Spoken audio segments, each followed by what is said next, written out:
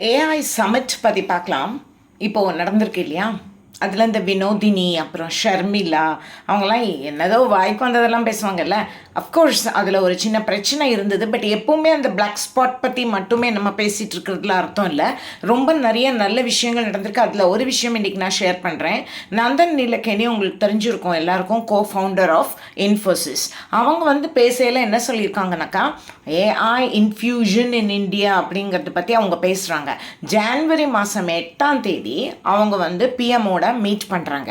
அப்போது இவர் வந்து ஏஐ அப்ளிகேஷன் ஃபார் ஃபார்மர்ஸுங்கிற மாதிரி இவர் பேசுகிறார்.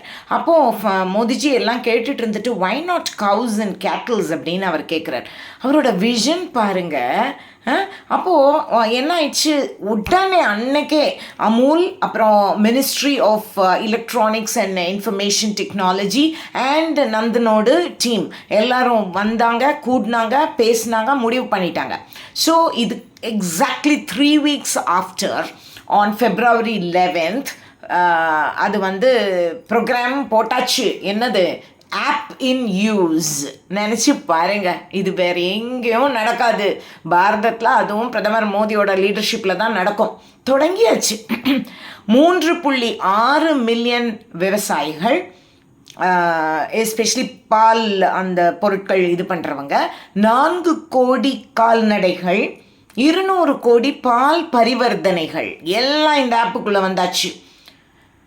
இப்போது விவசாயிகள் நம்ம சொல்கிறோம், பண்ணை விவசாயிகள், பெண்கள் குறிப்பாக. அது எனக்கு ரொம்ப முக்கியமான ஒரு விஷயமா பட்டுச்சு. இதே தான் கொஞ்சம் காலங்களுக்கு முன்னாடி யூபிஐ பீம் ஆப் வந்தது. அப்பவும் பார்த்தீங்கன்னா இன்னைக்கு அவங்க அப்போ என்னென்னவோ சொன்னாங்க. 500 million users and 200 billion transactions. அப்போது பணப்பரிவர்த்தனை என்ன மாதிரி ஒரு விஷன் இது. இப்போது டேட்டா ரொம்ப பத்திரமாக இருக்குது. அதை நந்தனை விட வேற யார் நமக்கு உத்தரவாதமாக சொல்லுவாங்க? எல்லாமே மோதியோடி நம்பிக்கை. நன்றி.